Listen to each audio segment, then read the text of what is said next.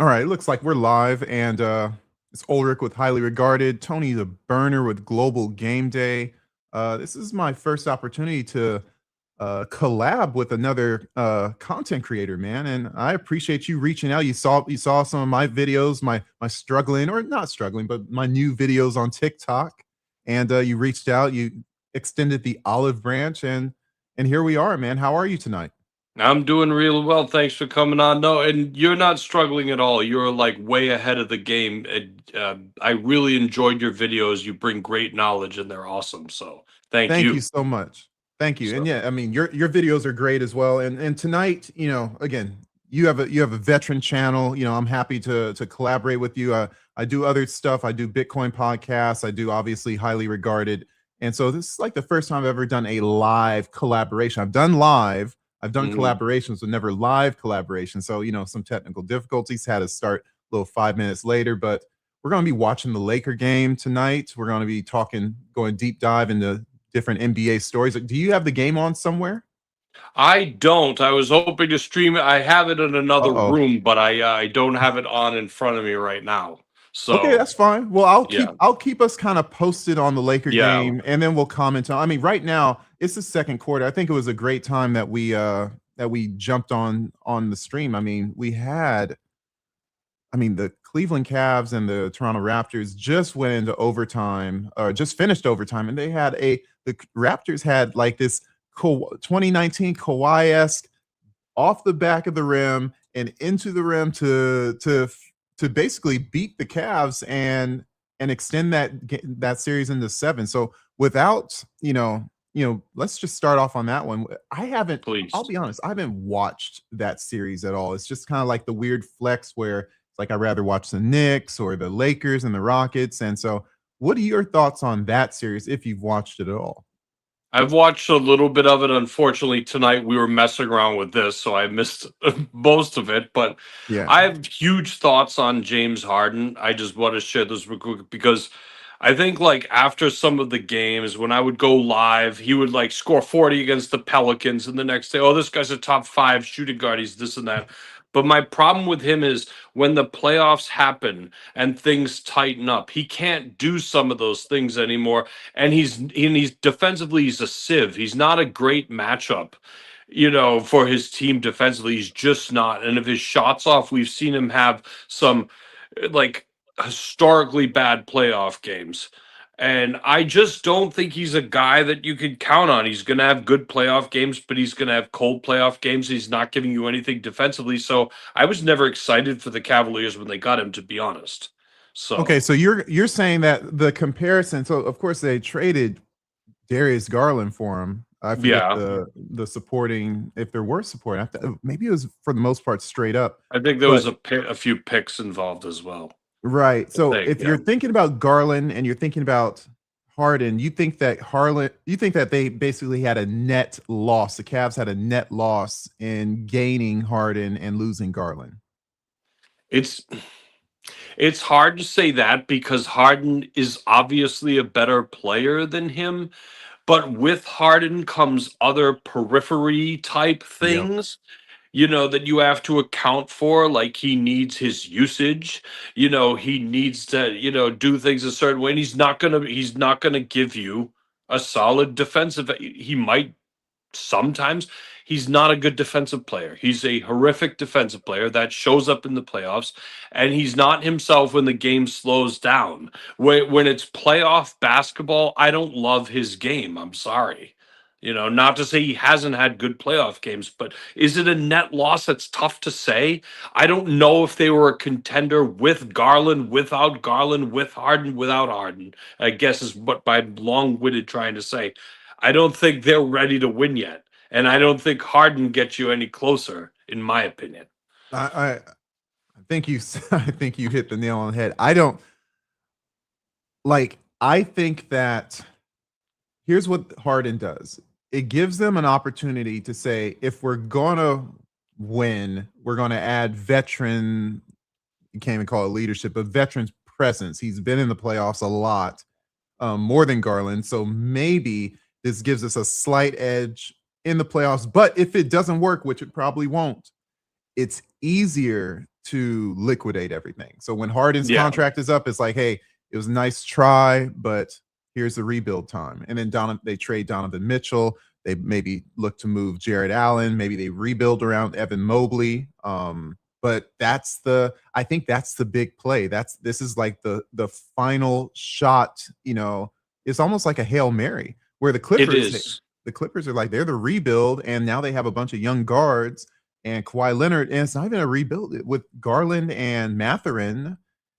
It's almost like a retool because Kawhi would probably go get liquidated somewhere, go play with the veteran team, and then you have the young guard core. You have a lot of young wings, and so it's like they don't have to start fully over, kind of like the Dallas Mavericks are. They So don't I have think to that start fully over, but they may also be in no man's land, which is the worst place to be when you're an NBA team. Either you're not good enough and you're not bad enough. That's almost the worst place to be in the NBA, as like the you know. Chicago Bulls. Yes, yeah, exactly. They're in no man's land. That's the problem. Yeah. The Wizards are horrible, but at least they're going to be horrible for the next couple of years.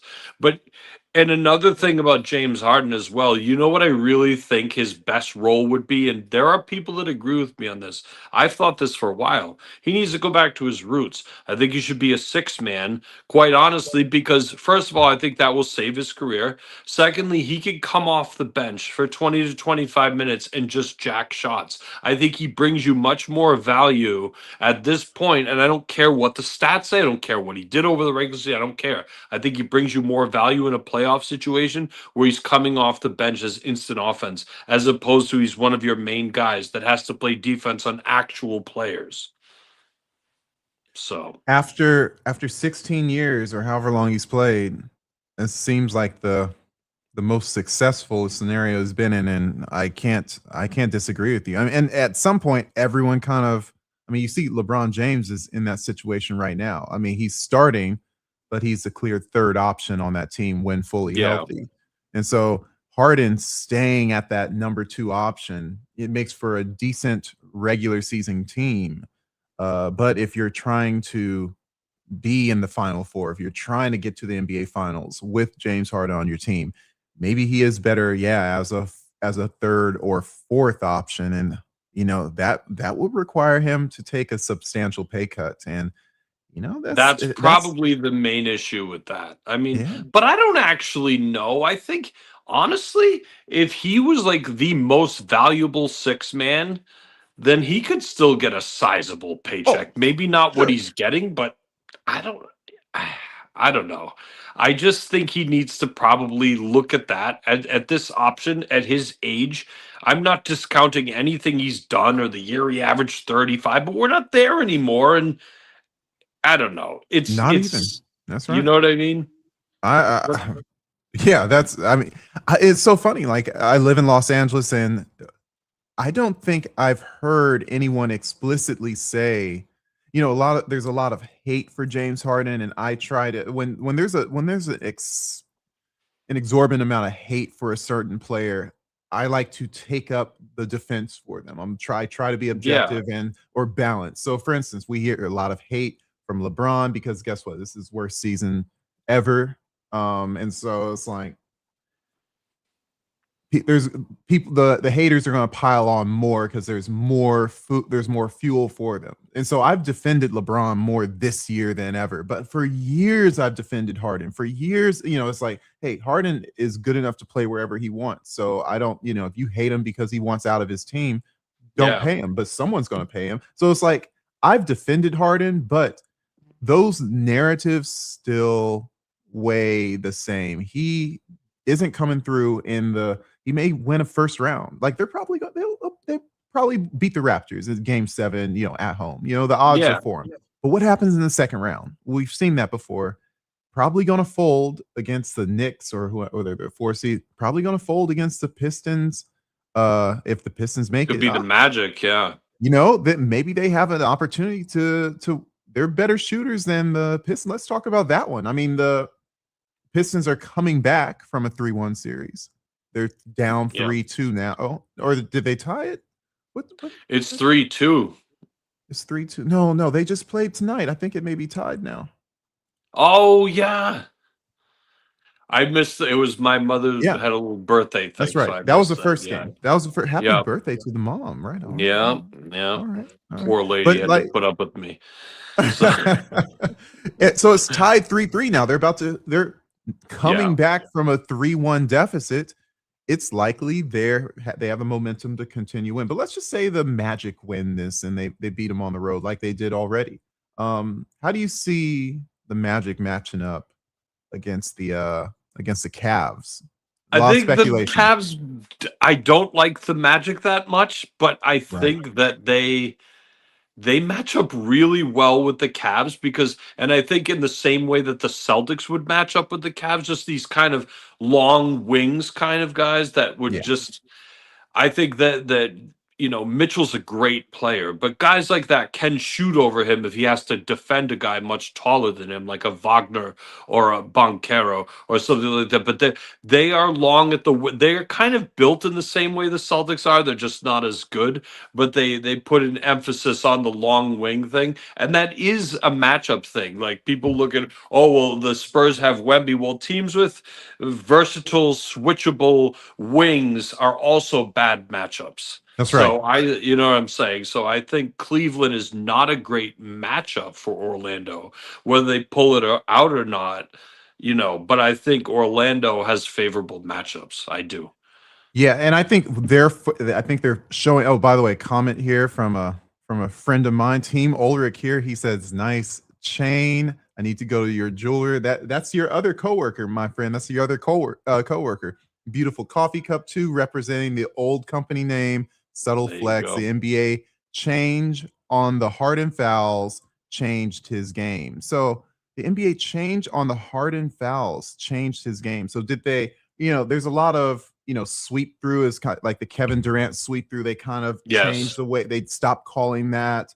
Yeah. They I probably, hated that call. I kind of like that they stopped calling that. You That's a little agree. weird. Yeah. Yeah.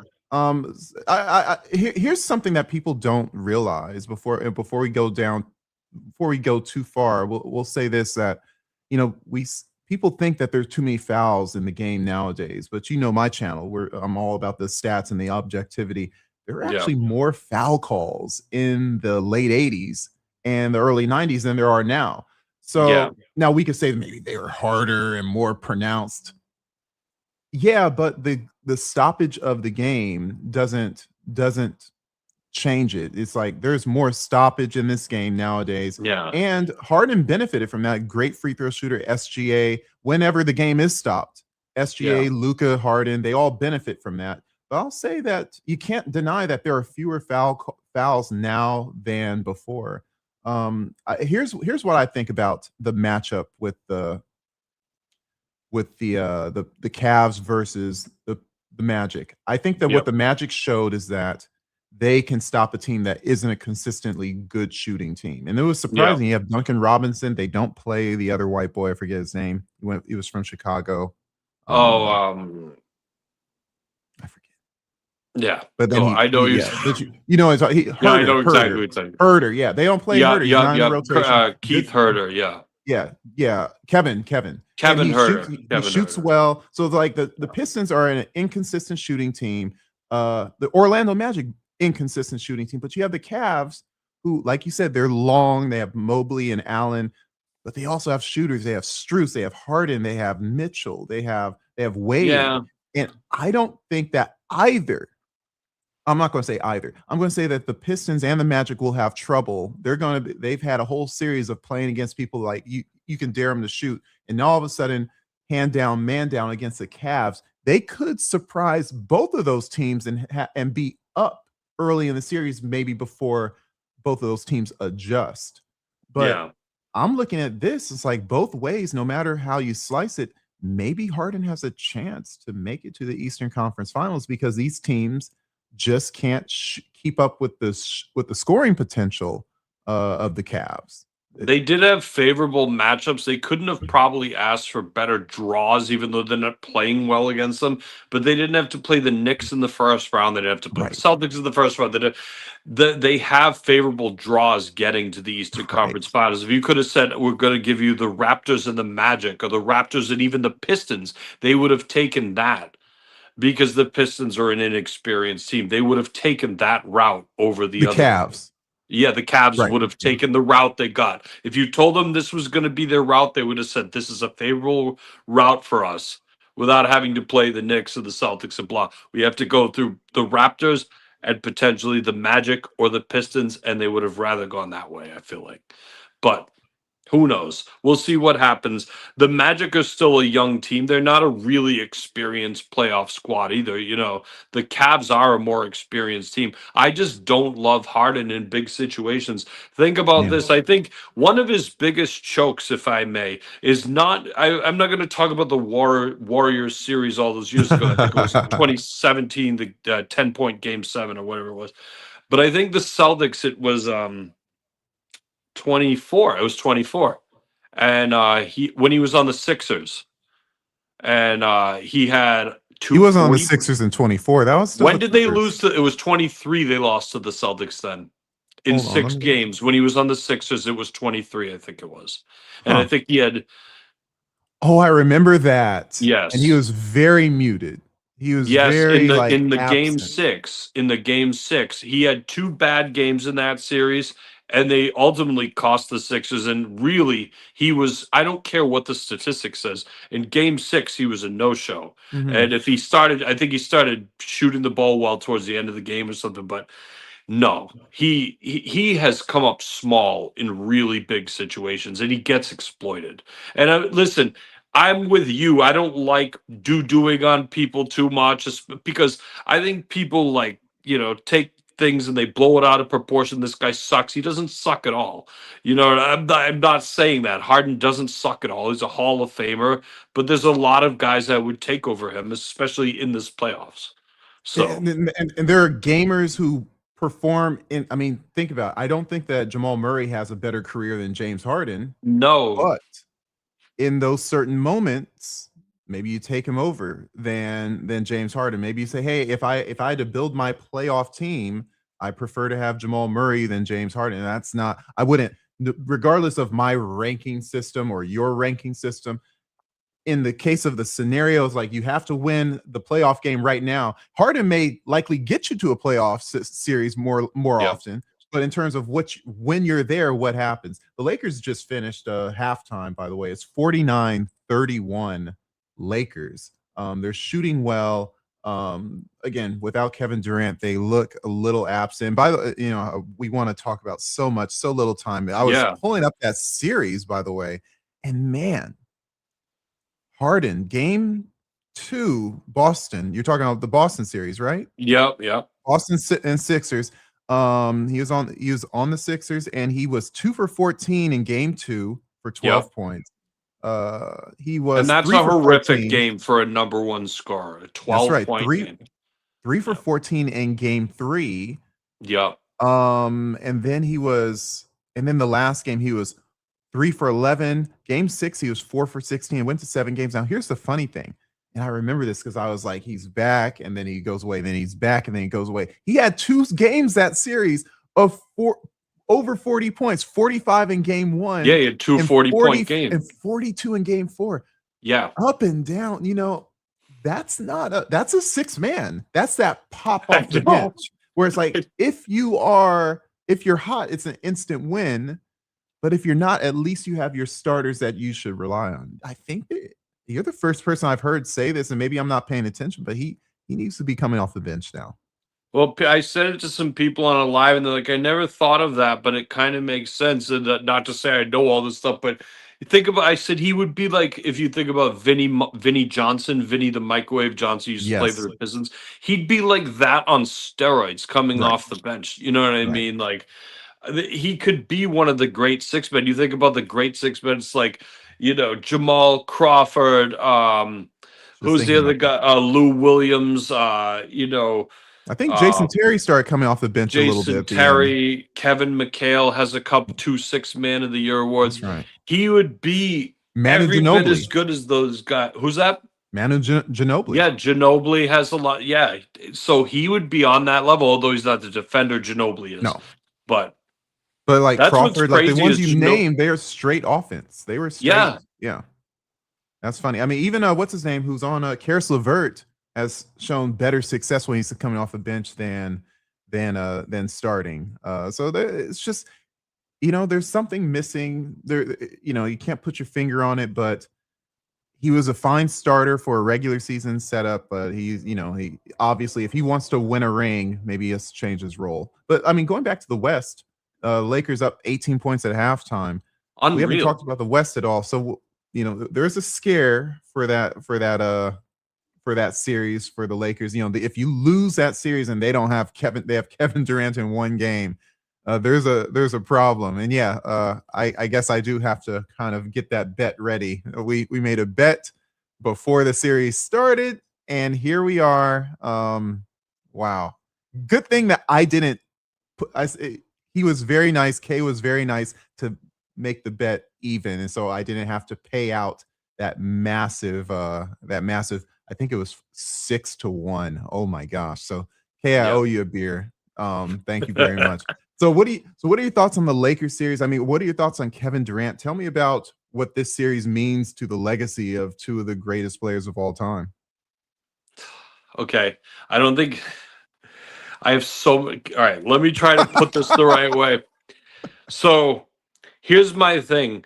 I don't think I know this will disappoint some people. I don't think it sways okay, as far as LeBron goes, I don't think it sways the GOAT conversation in any way Right. because he beat a Rockets team who's kind of, let's face it, they're a little bit in limbo. They don't have their stuff together like some of the other Western Conference teams does First ever round since the matchup too. burner phone incident. I mean, listen, I am not in any way discrediting LeBron or the Lakers or anything. I want to make that clear, but I don't think that sways the GOAT conversation for me. The next day after the first game, they were like, "Oh, LeBron's a GOAT. If you don't agree, you don't know ball." It was one play. This is a first round playoff series against, frankly, an inexperienced playoff team that doesn't take away from LeBron, but it doesn't sway the GOAT conversation for me. But however, I will say this: Kevin Durant, it's been a little bit of a disappointing year, and I think he's never been the sort of leadership guy. He's never been that, and that shows now. But you would think at his age and being in his late 30s, he could maybe pick up a little bit sort of that mantle, but it was kind of the opposite thing with the burner phone thing. But they're just not the same team they were at the beginning of the year. Losing Fred Van Vliet did hurt because I think he was also going to be that veteran presence that Durant bounces off sort of thing that the older Right. guy can relate to and stuff. So that never happened. But I think honestly, this is a stain for Durant because he could have really put a dent in some lists if he carried this team and said, "Oh, the Lakers are missing guys. I'm going to ball out." And he Yeah. just goes out there and hoops. And he hasn't done that. And I just think him joining the Warriors, that's the only two rings he has. I never try to discredit anyone for anything, but you got to factor that in a little bit at this point. That the only titles he has was joining a super team. you Yeah. know, and I'm a Durant fan. I just want to put that out there. Right. You Right. know, Right. And so I think the funny thing about Durant is that it's not the Hollywood story for what makes a successful basketball career. It's not the again when comparing everyone to Jordan, everything is a fugazi. Everything is false. Everything is less than. He had 6 for 6. Struggled in the East, and then all of a sudden, no one can touch him, and he retired and came back, and it's like, okay, Hollywood story. They're going to make a movie about him. I'm surprised I mean, they've made documentaries. Think they made a bad movie as well. Um, you know, the catch yeah, is that there's multiple, in my opinion, like there's so many ways to score a basketball. There's many ways to be relatively successful. And when I compare Kevin Durant to other players, it's like it's he's in such a small air of, gosh, would I rather have his career than someone else's career? Like for instance, like no Gary Payton is an example. Like great player, first team All NBA and first team All Defense for like I think 9 years. I know that because that was like in my short. It's like that's yeah, crazy. It's like he was the epitome of a point guard during all the '90s. And a And defensive player of the year in the heart of the 90s, which as a point guard is pretty that's impressive, actually. that's pretty crazy because that was the core of the defensive era, and he Yep. was the guy, the glove. And I'm thinking, like, gosh, would I rather have his career or Kevin Durant? And it's like, well, that's a premier point guard in a very respected era, and I gotta say, still rather have Kevin Durant's career. He's got And the rings. Yeah, of he's got the course. rings, he has the MVPs, he has the scoring titles, he has the all-time, he's and then just from the he has the shoe deals, he's gonna be selling shoes after he retires. And I just think that the closer you get to Jordan, the more flack you get. It's like I remember Shaq was getting so much flack during his career because he's lazy and he was like this and Yep. that. I'm like, would I rather have Shaq's career or Hakeem Olajuwon's? Notice that Hakeem doesn't get any flack, but No. Shaq does. And why? Because he was closer to being the greatest of all time. So it's an interesting dynamic where people drum up animosity towards certain players. And I see that the more animosity that we drum up towards them collectively, it's almost like the more they know that they're good, but one of two things: either they wish they did more, or they're scared of that guy passing their favorite player, or scared of him passing Michael Jordan. And look, I don't think anyone's has passed Michael Jordan, but No. the threat of it, you can see. I'm from LA, Yeah. and I remember when LeBron was in his rising up and Kobe was in his prime, there was a Yeah. lot of hate for LeBron, and he hadn't even won a title. I'm like, why do people hate LeBron? What did he do? He's just playing ball. It's like they hate him because Kobe was the heir apparent, Yep. and you could smell. It's like Jurassic Park when you see the Tyrannosaurus in the rearview mirror. Objects Yep. appear closer than they are. Yeah.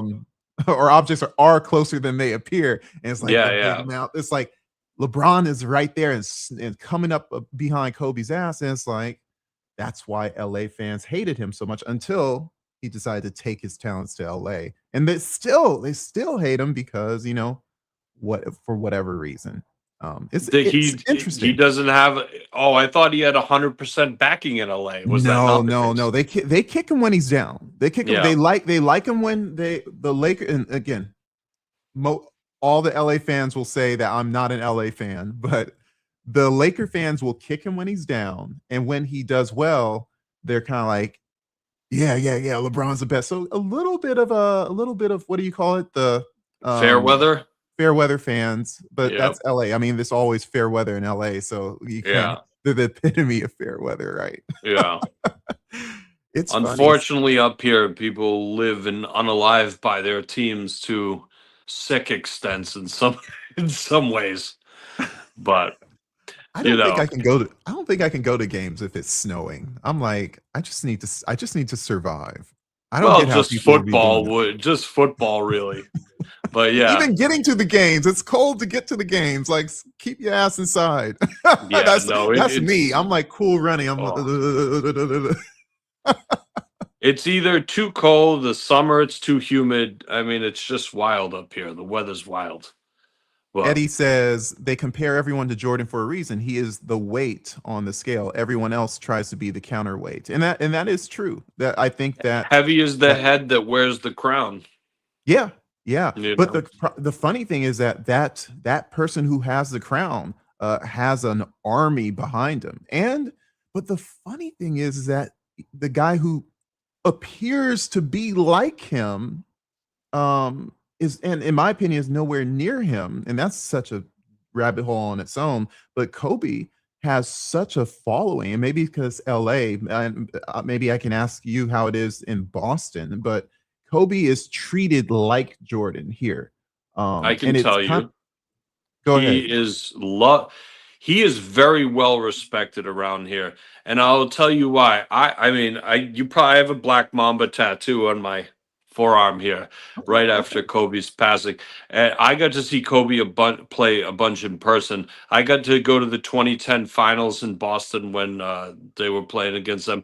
That was a really amazing experience to see Kobe in the finals with Paul Pierce, all those guys. It was incredible. Mhm. But he is very well respected around here, and certain little respect things go far in Boston like that. And during Kobe's final game in Boston, like he got a standing ovation, and he said some nice things to the crowd, and he always said that he understood the weight of a Celtics Lakers game and how that game holds a little more weight than the other games, and he respected that historically. And the fans, Kobe just wasn't this guy that was so hated in Boston. Some athletes are. He was not one of them, but we also liked Jordan. We cheered for Jordan in Boston, especially in the mid 90s when the Celtics were so horrible. um but we cheered for we The Antoine respected him. Walker We era. respect players. Yeah, Antoine. Although I gotta say, I've met Antoine a couple times, and I work with at-risk kids, Okay. and years ago, he came to a program I was working at, and he really took his time to talk to the kids. So I will say, just anecdotally, Antoine Walker was really good, and took his time to talk to kids. It made their world for him to treat them with the respect that he did. So that was cool. But yeah, they sucked on the court. And especially when Rick Pitino. Okay, people don't remember this. Let me just bring this before we go on to Yeah. anything. Rick Pitino came in, and he's the GOAT now. Everybody says this guy wanted to do pressing and trapping for 82 games in an NBA season. I just want to say that I bet you his plan was to press and trap. And the first game they played in 1996 was against the was 95 96 90, what the hell was it? The 96 Bulls, 95 96. And he no, it was 97. It was Patino's first year. Sorry. He pressed and trapped Jordan and the Bulls in the first game of the regular season. Antoine was up on the inbounds pass, jumping and waving his arms after after a basket in the NBA. yeah. And he I'll gave more money to Travis Knight than Scottie Pippen was making. oh my gosh. Yeah, I'll say that once you get to Sorry. be once you get to be about 25, maybe 20, maybe a little older, maybe 26, presses just don't scare you. I mean, I just No, playing no. myself playing the Drew League, like I was never like I wasn't the best player out there by far, but let you press me, and it's like the easiest game to play. The floor is wide open. There's Yeah. no pressure. The pressure comes when they're either baiting you to shoot and you're freaking off and you're 0 for 4. It's like, oh my gosh, I have to shoot another one. Or they're playing a very long half court defense. That's the scary part where it's like if you can get by the 6'8 guy, there's another Yeah. 6'8 guy there. So Yeah. Rick Pitino pressing, he good thing he went back to college. It You're was it was ridiculous. I'm sorry. I can't even believe he did that to this day. talking about a one-trick pony. Your own channel helping out with the conversation. He says, thoughts on Wimby being the greatest of all time if he stays healthy. Be I'll let you quiet, go first. Eric. Okay. I just want to say, if I say Jordan's the GOAT, it's not because I'm being an old head, it's because I think so. So I'm going to preface that with saying that Wemby has GOAT potential. He has GOAT potential. He's just got to stay healthy. He's got to win a few rings. He's got to win some DPOYs. But this guy legitimately has GOAT potential. I'm sorry. He has almost no weaknesses in his game. Yeah. What do you think? I think he has the GOAT potential. I do. If anyone does, it's him right now. So you know I'm a Oh, numbers guy. I want to pull up his a very important number, and it's called games played. yeah. And so Yeah. this is an era of what would you say of load management. This is an era of Yes. load management. The best players in the league don't play.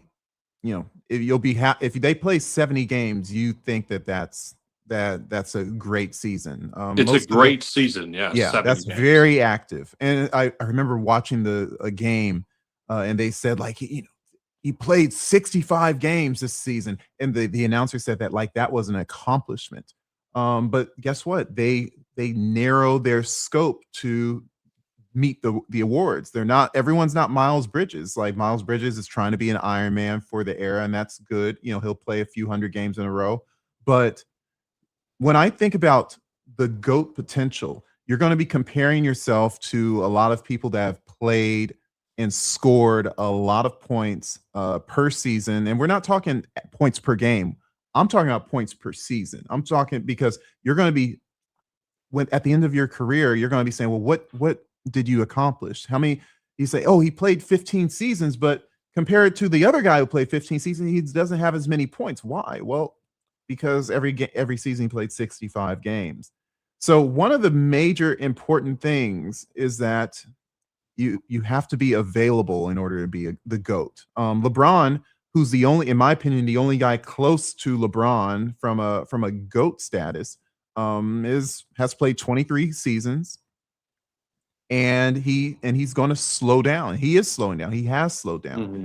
You look at Wemby, who's 7'4", 7'5", 7'6", and as he slows down, will he be able to maintain that consistency the way LeBron did? Because, and if he doesn't, then he has to have Jordan-esque production in his prime and retire early like Jordan did, or have fewer seasons like Jordan did. So I don't see Wemby having that dense body of productivity where he's averaging, 33 points a game. And, basically in order for him to do that, he has to kind of be Jokic, and he has to play a bunch of games, or he has to have that Jokic level productivity and do it for like 18 seasons. He's not going to play that long. Yeah, I don't think his body can. He's not. We have some evidence for it because Ralph Sampson played similar to him, and granted, that's 40 years. Are you familiar with Sampson at all? Yeah, he was on the Rockets. Yeah, he was 7'4". He played a fast game. He played above the rim. He did all that stuff. He had down. He had 3.5 awesome seasons. He really was. He's probably, outside of Wemby, one of the greatest giant players, 7'3" plus guys we've had in that short span that you see. But he literally had 3.5 seasons. Then he was done. He bounced around. Akeem was never this. That really ruined Akeem's window too. But my point is just that Sampson is kind of built like Wemby in a lot of ways, and there's just no track. There's only one guy that big that's ever held up, and correct me if I'm wrong, but Mark Eaton, outside of one season, a guy who was 7'4" and 300 pounds. I think it was only 1 year he appeared in below 80 games. He was a very durable guy for that size, but he also didn't have to do that much because he was basically the sixth option on the Jazz. I mean, he's basically the big man. Malone and so Stockton, there's no evidence that he can stay healthy. There's no evidence he can stay healthy outside of Mark Eaton, who didn't play similar. No one else that size outside of him has stayed healthy. No one. And Mark Eaton wasn't even near the product. He was very durable, but nowhere near the productivity. So but he was an excellent defensive player. Absolutely. I mean, he had one season, 5.6 blocks a game. I'm looking at it right now. Goodness gracious. I mean, well, that's the all-time record. Yeah, it was so, and he actually does have the all-time record for blocks per game, 3.5. He had that season with 5.6 blocks. It was so high. He actually got, and he was Defensive Player of the Year that year. He actually got MVP votes. And he averaged 9.7 points a game, 11.3 rebounds, and 5.6 blocks. What a stat line. Wow. Like Wemby's not getting that many blocks. No. There's only one guy who ever has outside of Eaton, and that's Wilt, and probably Bill Russell, but Wilt and they're not, and they weren't even tracking them, so we can't we know. Well, we know somewhat now. Did you hear about the stats that came out recently? Oh, were they going back counting games? So we had 112 because he had a statistician that followed him named Harvey Pollack They had 112 verified block games that he averaged 8.8 blocks a game. They've dug up some. He has 145 verified block games now, and he averaged 7.7 blocks a game. But his best season is 1967. They have 7 games from that season verified blocks. He averaged 10 blocks a game in those 7 games. 10 blocks a game. But here's the crazy part. Here's why it translates a little better than you think, is because the final season, he has now 1 season according to Basketball Reference where Wilt is has a verified block season on Basketball Reference. It's 5.4 blocks a game. Yeah, And Kareem, I believe, in the same season was 3.5 blocks a game. And we're talking unicorn Kareem and old Wilt. So that that's was why the yeah, that's interesting. that was the peak of Kareem. I mean, Yes. from a win share perspective, if it wasn't that season, it was a season before, he had the most win shares ever in one season. So that's like, in terms of, if we're talking about a single player like just dominating an entire, for one guy for one team, that was Kareem. And I don't want to pull it up right now, but it was in the early 70s. So yeah, Yeah. you have the end of life Wilt. And by the way, Yeah. it was not really end of life. He just walked away from it. They were Just trying walked to away pull from him it. back. They were trying to Yeah. pull him back to play in the 80s. Like he Yes. was a freak athlete. He went on to play volleyball. He played volleyball with my pastor. My pastor in around the corner. He has stories about how he played volleyball in Hermosa Beach with Wilt Chamberlain.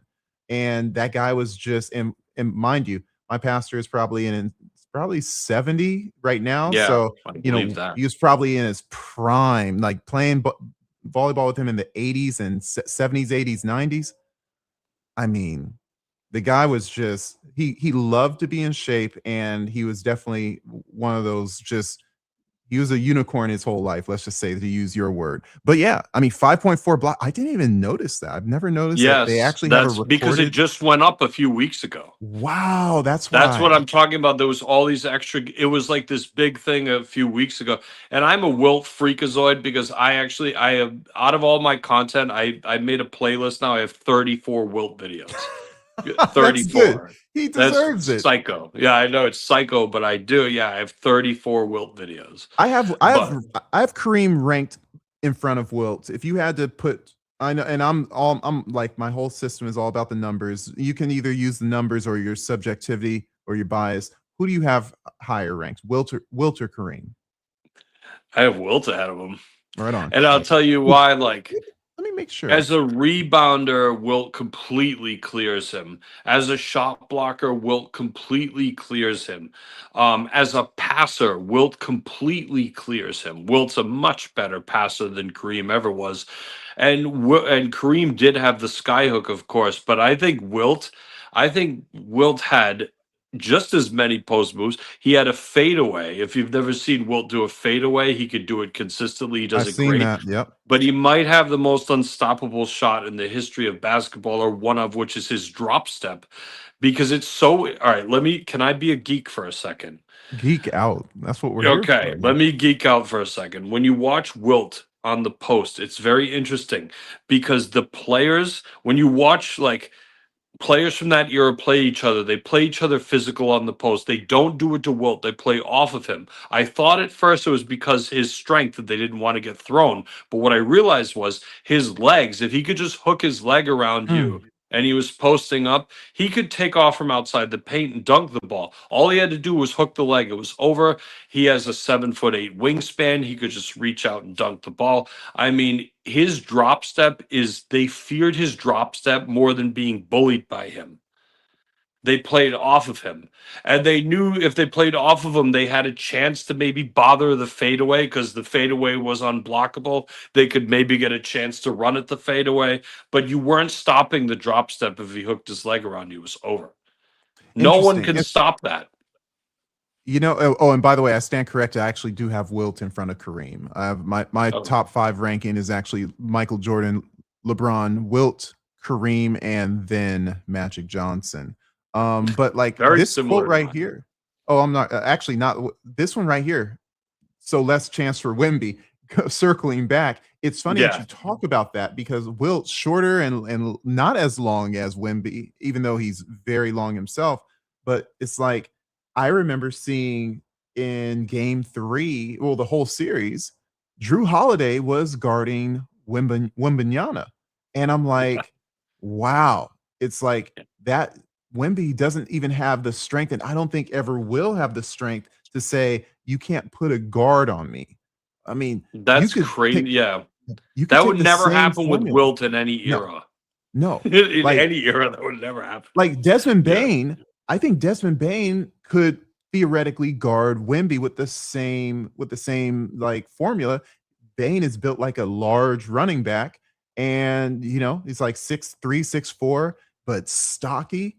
It's like do the lean on him the same way Drew Holiday does. I mean, Rui is guarding Jokic, and why? Because he's a strong undersized power forward, so you kind of yeah. get lower than him. Rui should be guarding Wemby in the same way.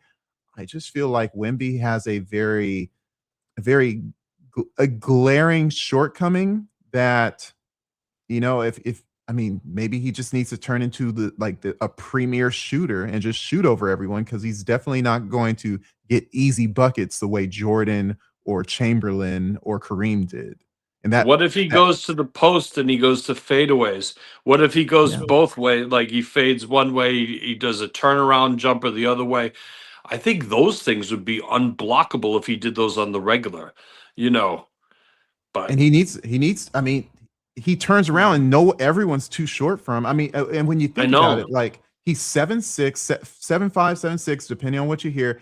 But it's like, think about I'm 6'2", and if someone playing against me is 5'9", it's really easy to just turn and shoot. Wemby has a better advantage over the average NBA player than I have over an undersized guard. And it's Yeah, like the guys who are guarding him, they're a foot shorter than him. They're 9 inches shorter than him. Turn yeah. around and just and be the most unblockable shot ever, which is for him a turnaround jump shot, and just do it at an Yes. 80% clip. If Kareem could do it, Please. why can't you? Why can't you do it? And Yeah. it really shows how If he great ever Kareem was. decided to shoot a skyhook, I mean, I know people aren't going to shoot a skyhook. I'm not being stupid. LeBron tries to do it. I think he's getting Yeah, bored with the NBA. exactly. But he's got that's the thing. Like if Wemby were to even guard Wilt, he couldn't because No, he's giving up almost 100 pounds at his peak no. weight. If you go at Wilt at 320, 325 at his peak, Oh, you know they. And listen, I do think Wemby has GOAT potential, but he has to develop some of those signature things. But he is only in year 3, so we'll see what right. happens. I would like And to he's see that he already can elevated play. his team. He So needs to be, in my opinion, I think he just needs to be able to show that he can play a lot of games. And if he plays a lot of games, elevating his team, that's a great team there right now. But like, a GOAT conversation would be if he elevates if he truly does elevate his team, if he could play 79 games and all of a sudden they win, instead of whatever I think they were 62-20, all of a sudden they start teasing, 70 win seasons. And all of a sudden, like, and even if they don't win playoff games, it's like they are the regular season domination. Like no one can beat them because he always plays. What if, he just starts being available and starts putting up godlike numbers if he really and playing 35 minutes a game instead of 29.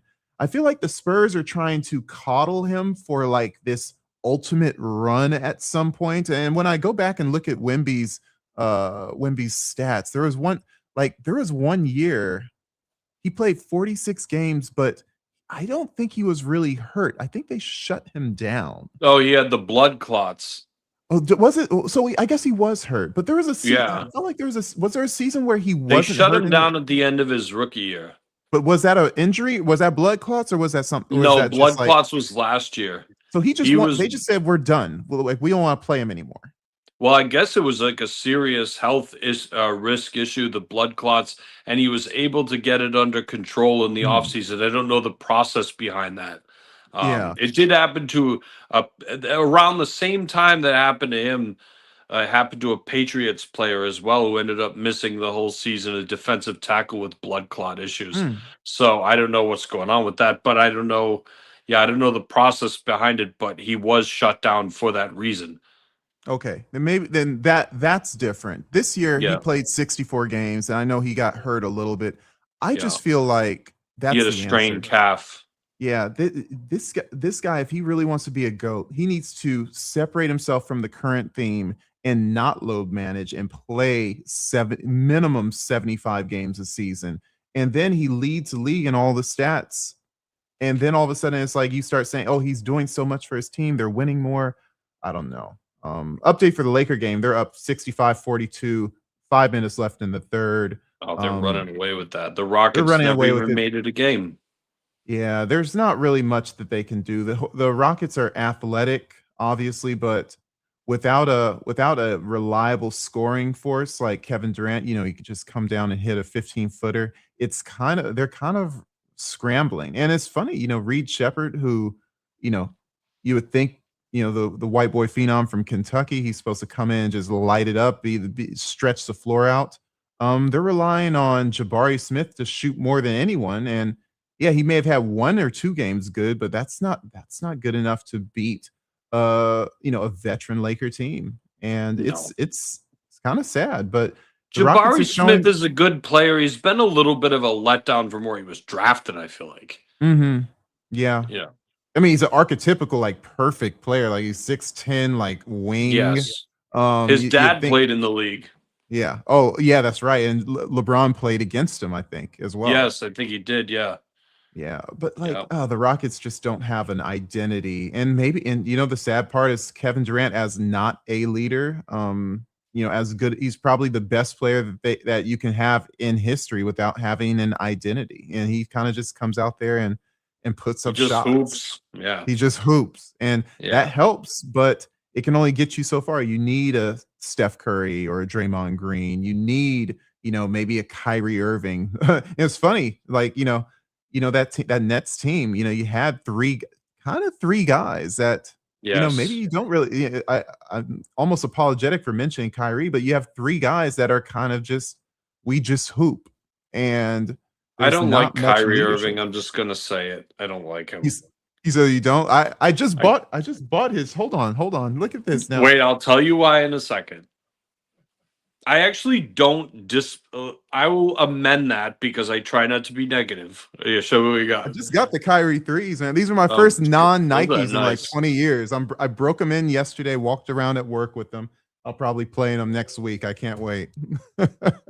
I will tell you why I don't like Kyrie for a couple of Go reasons. ahead. It's Go not that I ahead. don't like Kyrie. It's that I think people put him on list that he doesn't belong on. And I He think that's surely starting to doesn't. That's right. like top five point guard lists and stuff. So one of all the time, believe me, I've seen him really okay.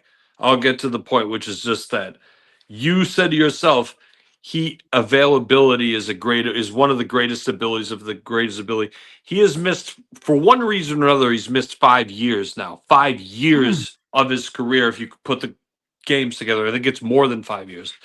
And he has three of the worst playoff drops for any alleged star that I can recall, and grossly so to the point where you couldn't even.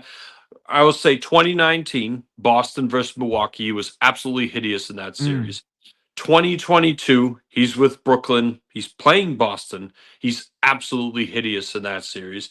2024, I'm sorry, he gets carried by Luca. He doesn't play well in the Thunder series, and then he is pitiful in the Celtics series to the point where he has one good game. In the final game, he's a minus 25. He's putting up stat lines with like 15, 1, and 0, not shooting the ball well, mhm. being a negative on defense, box play, like just and when I say playoff drops, I'm not saying he shot the ball bad and he was doing nothing in shooting the ball bad in all three of those playoff series. And like I can't put you in these conversations because you do the fun things. That makes you better than you know what I mean? Like I think that you are barking up an interesting tree. and I've mentioned this, and in fact, I think I mentioned this in my last video where my brother was having a conversation with me about the celebration of marketable players.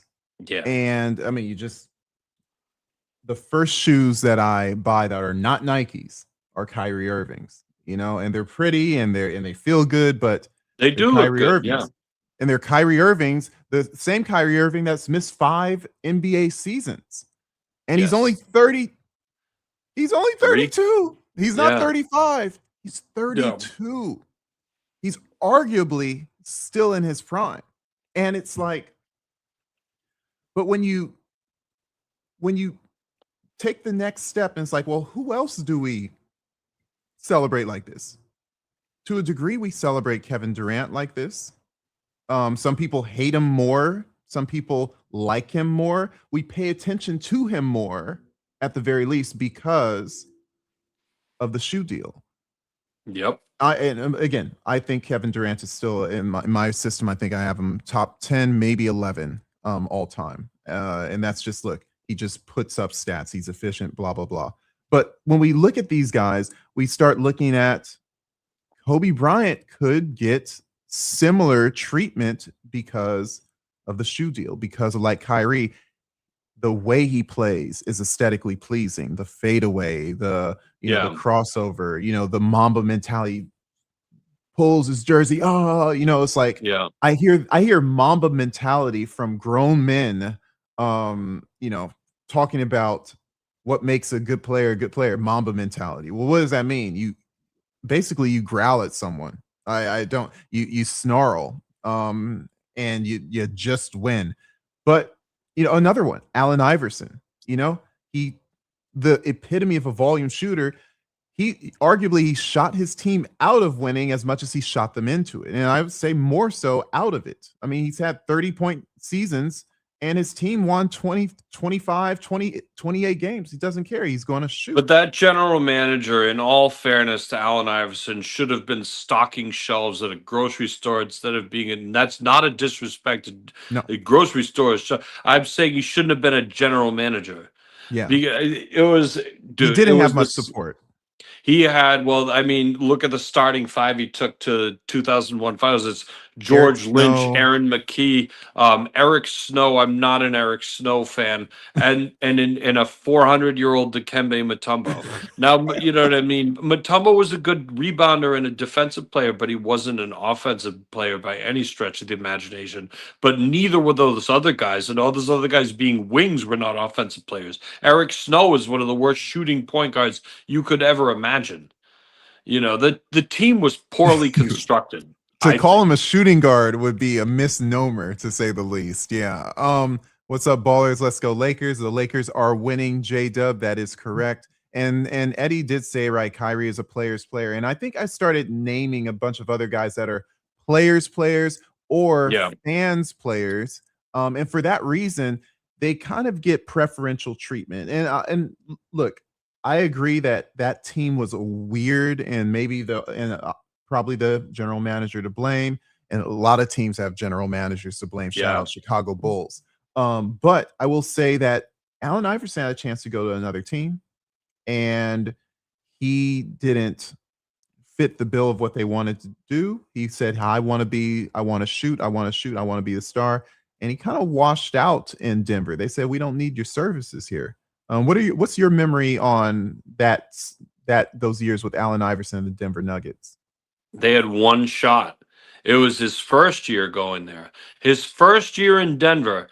What was it? 06, 07? I can't remember. It might be 06, 07. He's still doing Iverson things. I think he's averaging 26 and change. He's playing 40 minutes a night. He's getting 2 steals. He stood and he appeared in almost all. He appeared in a healthy amount of games, almost all the That games. I don't was remember. 07, 08. You're talking about 07, 08. you're like on point. That was his second season, 82 games, 26 points a game, 7 assists. Continue. Yep, and I believe they either got swept or they lost in 5 games to the Lakers in the first round. And they did have Melo on that team too. So that was a big letdown of a team. I think that was his best chance. That was the best team he had. He really didn't have good team. I'm not making excuses. His 76ers teams to me were not great teams, not well Right. constructed, not great. They were like, okay, here's a bunch of guys, shoot the ball a million times. So some of that efficiency isn't all on him. It was the way that it was constructed. But he had a squad with Denver, and they go out there. He's still doing Iverson things, and they crap the bed against the Lakers. Yeah. So Yeah. It is tough to see the breaks for certain players, and you would hope that they get, that chance. And I could see the same thing. I could see the same thing with a lot of players. I could see the same thing with Kyrie Irving, even though he has his championship. But whatever the case may be, he's hurt. He's blackballed because of the COVID stuff with the Nets. There's a lot of things. You can think back. I was doing a video about someone. Bob Lanier was I another love Bob guy, Lanier. great center for the Pistons. Could never win because guess what? I mean, who's going to beat the Celtics? He goes to the Milwaukee Bucks. They may have been in the West at that point, but it's like you go to the Milwaukee Bucks and there's about like a lot of good players, Sidney Moncrief and Marcus No, Terry Johnson. Cummings, he follows me on TikTok. He's a cool dude. Right on, right on. And Terry Cummings is on that team? Terry Cummings, he's the only player to outscore Michael Jordan in a playoff series. And it was Michael Jordan's rookie season, and it was by 1 point. But Terry Cummings is the only player to outscore Jordan. But yeah, So he was Jordan on has some led the play. Jordan has led playoff score every series in playoffs in scoring. Every series he's except played in. his Except in that one. total points, and it was Cummings outscored him by 1 point. Crazy. And that was it. And that was his rookie season. And Cummings finished 5th in MVP voting that year, and Jordan finished 6th in MVP voting. He So was yeah, to make your point, the Bucks had some great teams. They had Bobby Dandridge, and then Jack great. Sikma, I think, replaced Bob Lanier when Bob Lanier retired.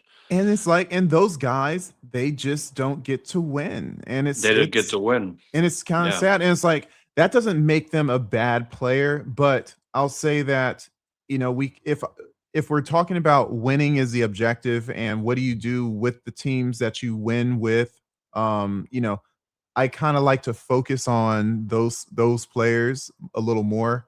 So it's like if you're consistently successful, it's going to benefit you in the long term, in legacy, in either subjective or objective rankings from my perspective. And look, we're watching the playoffs. The things that happen in this first round. Look at the Timberwolves and Ayo Dosunmu. The thing that he did, or Jaden McDaniels in the closeout game. Like those games are going to live on more so than the random AI games where he averaged 30 points a game in the regular season. It's just the nature of the scarcity of everyone's watching that game. It's on Prime or NBC, and all eyes are on that.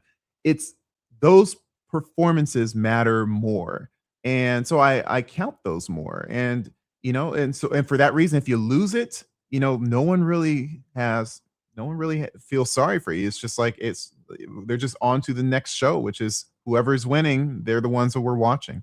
It's just that's why we watch it. That's kind of my frustration when we go on some of these platforms. It's like I try to tell people, I'm like, okay, calm down. You saw one, this is what I'm saying. It's like they will watch one of these playoff games, and the next day, LeBron's the GOAT, Jokic sucks, Wemby's a top 20 player, SGA is better than Kobe. It's like, it's just everybody just needs to take a chill pill and just let it play out a little bit. You know what I mean? I got a text from someone about a meme. Nikola Jokic playoff career got destroyed by LeBron, got destroyed by Curry. Played no one team ranked higher than a 5th seed to get a ring. Blew a 20-point game 7 lead. Got blown out in game 7. Only beaten one 50-plus win team. First round exit versus the Hospital Wolves. All-time personal record. I'm like, that's the legacy that Jokic had starting yesterday. But before that, I know. Before that, like all that stuff happened over the course of like maybe 5 years, and all of a sudden that's the current thing. This is you watch one game, you're like, wait a minute, He What sucks. happened? Yeah, What happened to no. potentially the best center of all time? Like, Yeah. oh, like he should have won 5 MVPs. Like he's the top 5 player. We can just call him top 5 player all time. Like Now the he sucks. sensationalism of Yeah. men, we call women like, oh, we call women, emotional and sensational and soap operas. Like, dude, can't you remember what you said last week before jumping on to the next bandwagon narrative? It's Every SGA game they watch, you would think they just landed on the moon. I mean, it's like, bro. do you get Listen, that? I don't have any problem ranking newer players. I don't. I really don't. But I just preach patience. Let's put an example this way. And God forbid this happens, but if SGA broke his leg tomorrow and he never plays again, God forbid, we don't put him in top. We're like, wow, he had a great run. He won a title. He got an MVP, but then unfortunately his career, like, I never want that. But you know what I'm saying? Like, Oh, if I any of that completely do. happened tomorrow, we wouldn't be saying, well, yeah, but he is better than Jordan. He is better than Kobe. No, you'd forget about him in 2 years. You wouldn't even be talking about him. I guarantee it. You I are know it. very right. Bernard King is an example of that, Yes, they were talking about him like that. right. It's You like know, because there's a reason, and I talk about this with my. I mean, you're segueing to the reason why I made my channel in the first place. Over time, and this was like I think I started seeding this theory like maybe when a combination of the third quarter just ended, the Lakers up by 16, 71-55. It looks good for them.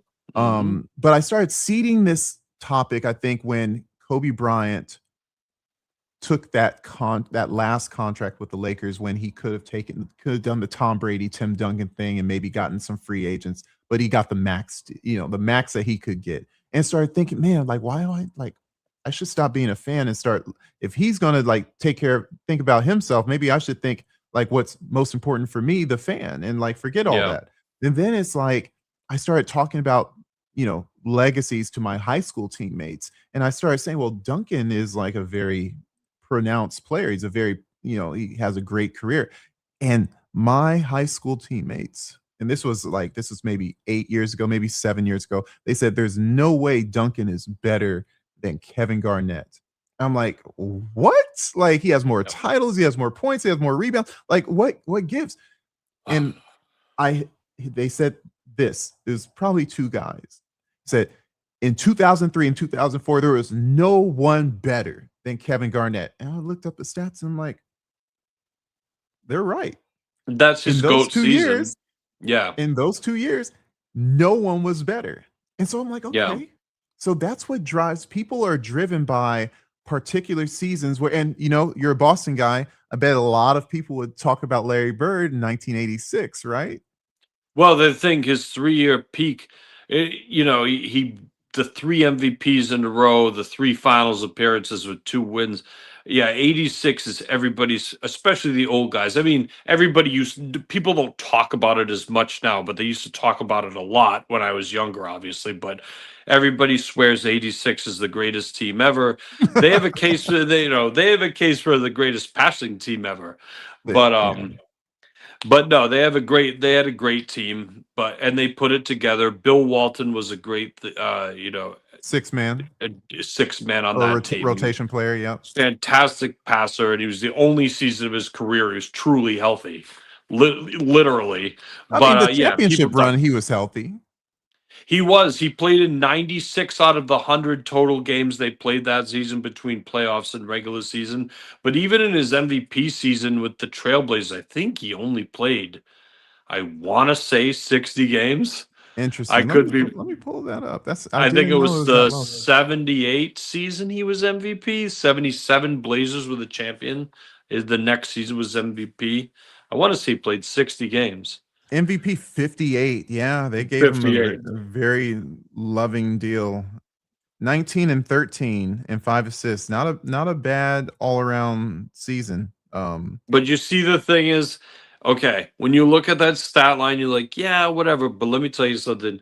I don't know if you have, but I've deep dived some of those games. He really is some sort of difference maker. That guy was a freak when he was healthy, man. He really No, was. no, No, 13 rebounds is nothing to laugh at, and he's very efficient scoring in a time when they weren't that efficient. I mean, Yeah. he's scoring 52% from the field.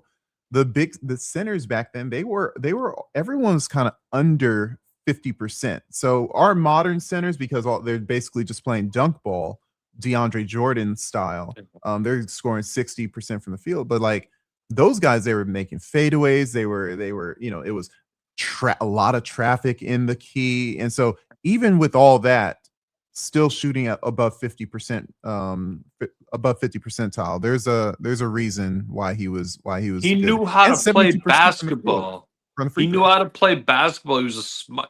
He just did everything right on the best. It's such a shame that he did get hurt. I don't mean to be Yeah. glazing Bill Walton for any reason, but Right, right. no, he really did know how to play basketball. And there's a lot of guys that had that situation. Like Yeah, I never thought I'd mention Bernard King twice in a stream, but that's yeah, another example. But to go back to like the reasons why like I did my channel, it's like so my guy who liked Kevin Garnett, I understood that there's an importance for measuring how many great seasons did someone have. I also thought that there's obviously an importance on how much total contribution that you have. So like cumulative, like the Kareems and the LeBrons. hmm But there's people like Larry Bird who had a short career. Jordan had a relatively short career. he Uh, did George Mikan had a short career. And very. also the current players, if they're to be compared to all-time greats that played like Elvin Hayes and Kobe, who played 15 to 23 years, it's like, how do you compare how great they are without normalizing stuff? So it's like, I take another category where I take like the above win shares over 48, which is Yeah, basically a normalization of how much you do while you're on the floor yeah, versus just total. And so if I take all those pillars, that's how I do my metrics. I average those together and I rank people based on how they perform in all three pillars. And people don't like that because, well, I like this player because of that, and I like that player because of this. But my thing is you should compare all players to the same standard. And yep. if you don't like my standard, come up with your own. And I ask people this, and they don't want to do it because No, when they it's too come up much with that work. standard, one, is too much work. Two, it could ruin their perspective of I like this player, but he doesn't fall up, he doesn't measure up to the standard that I'm actually making, that I actually know is important, but my guy who is my favorite falls short, and I don't want to face that reality. So Yeah, we do have some zealots out there. And I think over time, like me not going to a big school where I don't have school spirit. So I'm not rah-rahing anyone. I've become like I think the most objective, basketball person I know. And someone correct me if I'm wrong, but like I just don't care if LeBron somehow passed Jordan in all-time greatness because of my numbers. I don't care. But I get people who will argue randoms. They'll argue with me about because Westbrook is 90th, and they'll argue, and Allen Iverson is 97. And I know when they see Kobe at a certain rank, I'm not going to talk about it right now, but they'll argue with me about that. And it's like, dude, it's a game and it's a system. Make your own system, dude. Why are you exactly. defending these other men? It's kind of It's soft. all unknowable anyway. Yeah, At the end of the day, you have your criteria and everyone's going to be different. So just do your list with a smile on your face because who cares? definitely. Honestly, it's like Russell Westbrook. We're never going to know if Allen Iverson and Russell Westbrook are, we're never going to know that anyway. So just put what, you know what I mean? Who No. cares?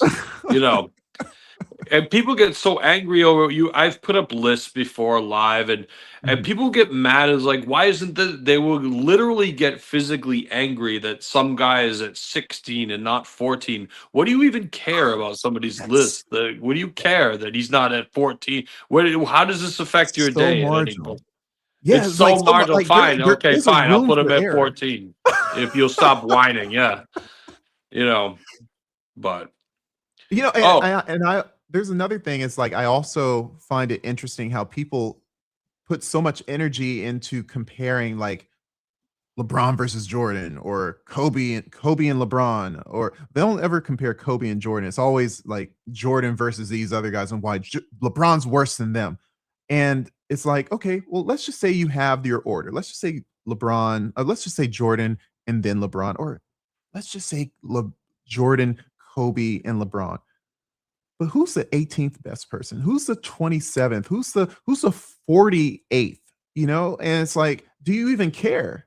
Because I'd rather talk about those guys than Jordan and yeah, LeBron all day at this point, yeah, honestly. You know, I would rather, I love talking about all kinds of different players. So, you it's know, so interesting how it's like everything is gravitated towards that, and I just feel like it loses we lose out on opportunities to really celebrate a lot of the other greats that have been out there, and they've been lost in time. And it's so funny, like, I don't know, I one of my like long pole dreams for my channel is like maybe if it gets enough respect, like some of those guys that don't get a lot of recognition. Like for instance, like I have Adrian Dantley in like the high 40s or low 50s, something like that. mhm. Like I would love to interview Adrian Dantley. You know, it's like I would love to talk to some of these guys that's like, oh wow, like, you know, I want to celebrate how great you were that no one seems to care because they're too busy talking about Nike sponsored athletes, go figure, or the current thing. And it's like, you know, there are guys that were great in the past and they should get their shine. And so I like to think that my channel does a little bit of that, but you know, it's we'll see how much that recognition matters.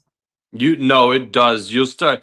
The, I'm not saying this for any reason, but I have about 20 something pro athletes that follow me now. It just kind of happens like that, and it's cool. And but you know, I was really mad about one though because I made a video about Elvin Hayes, who is one of my favorite all time players for a multi. An And you Iron talk Man about as well. durability. As Iron Man missed 9 games in his career, Right. but I made a video about him. Spencer Haywood. I don't know if you're familiar with Spencer Haywood, I the have him as power number forward. 100 right now. There you go. He liked the video and then he forwarded it to Elvin Hayes at Elvin Hayes, but Elvin Hayes never responded back. But I made a video about Spencer Haywood. I sent it to him too. But yeah, that kind of stuff just happens with these guys. I've actually interviewed quite a few NFL players, Okay. but I have a couple of NBA players. Eric and I work with a former NBA player. If Eric's still there, I don't know. Have you been talking to him lately, Eric? Because we're supposed to get him on. He was actually drafted by the Suns in the 90s, Ruben Garces. And Dana Barros also follows me, and we're trying to set something up. So hopefully I Right can on. interview Former interview Celtic him soon. Celtic Yep. legend. And he had Yeah. his great Sixers season. I think we might have been talking about that before. He But was on he was did he play on the Sonics as well? I feel like he played on 2 green teams. I think yeah, he was yeah, on the the Sonics as well. Sonics. Yeah, he was on the Sonics. The Sixers right before Iverson got there. He had his 25 point a game Mm, season, which is actually a really weird season, by the way, because it's not a guy who was on a bad team scoring points. It was that, but his advanced metrics were pretty good. He was actually really good advanced metrics wise too. But mm. yeah, so hopefully he can get those guys in. A guy in the community he in the last 2 days he interviewed Bob Ryan and Xavier McDaniel 2 days in a Okay. row. Okay. So Bob Ryan is one of the GOAT sports reporters. He actually covered Bill Russell to Larry Bird. He still coaches. He still covers the Celtics now. That's how old that guy is, but he got him on there. So Amazing. yeah, Amazing. you'll Uh meet guys. Trust me. Yeah, no, that's I've trained with Olden Polynice. He's actually it's Oh, so funny. Like maybe about 15 years ago, like he was like I was working out with him when I was so 25 cool. years old, but trying to see how far I can go, in a part-time capacity, maybe play on some semi-pro teams. And it's amazing how a 7-foot center can teach you how to play, who played in the NBA could teach you how to play a guard. I was never so sharp as when I was done working out with him. It was very, very interesting. I had also played in leagues, local kind of pro-am leagues with Doug Christie, Oh yeah, who's an yeah, extremely nice guy, maybe too nice. yeah. And Brian McKnight was on that team who could shoot from Oh, afar, but and so that's how he kind of was able to attract he was like a good NBA guys. basketball He's player, not he's Brian not too McKnight. bad of a good ball player, Yeah. yeah. And whatchamacallit, I was in that same league when Doug Christie was on my team. I was guarding Jalen Rose, Oh, and jeez. Katino Mobley on different teams, luckily. But Cat. um, yeah, Jalen Rose was he didn't want to shoot, probably for good reason, but he was definitely a good distributor.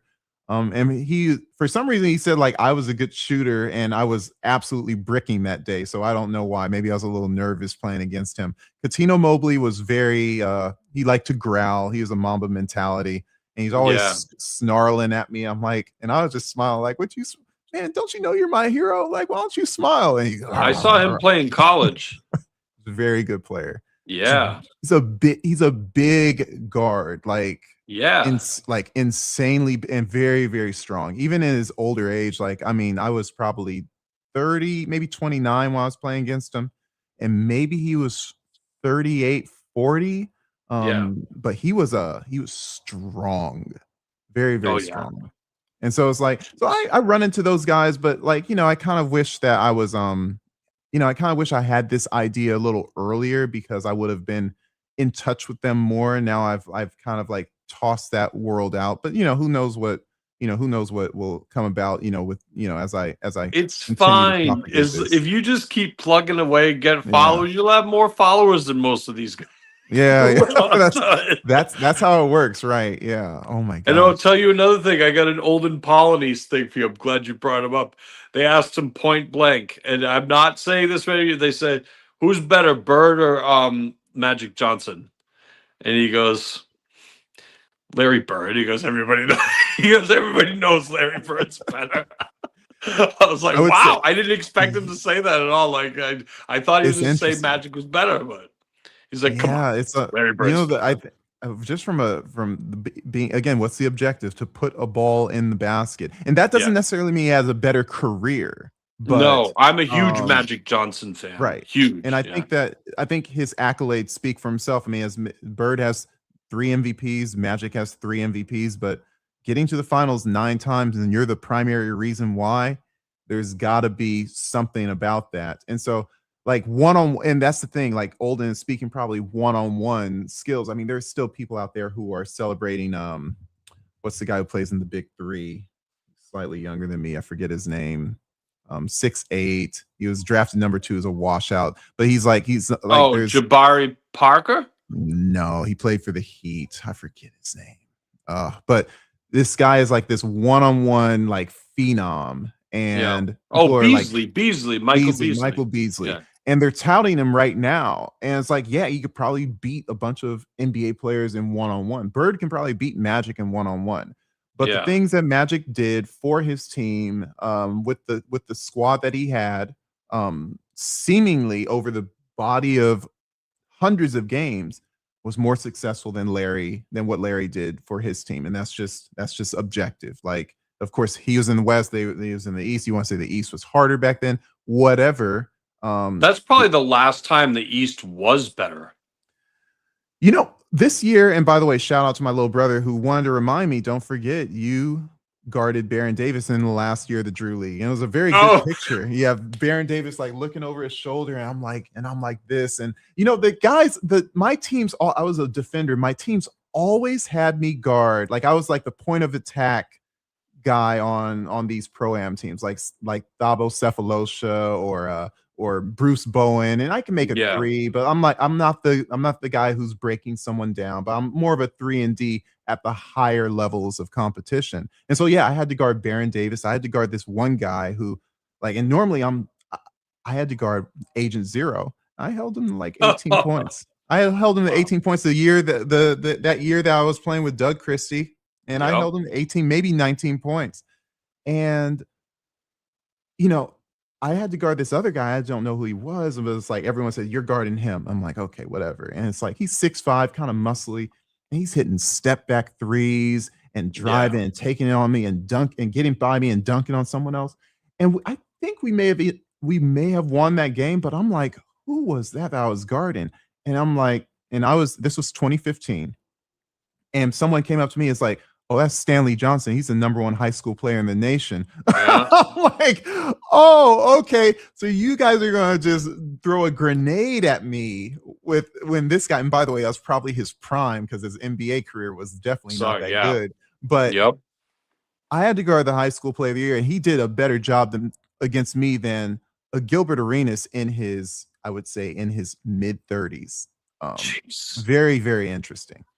It's amazing how good some players can be. And again, like Stanley Johnson, 6'6" and just muscly as an 18-year-old. I thought he was a 28-year-old like Oh overseas yeah. player. Is 18 from modern day. Go figure. Um, I'm I sorry. lost my track what I left on, but that's That's a okay. We were rabbit holing it.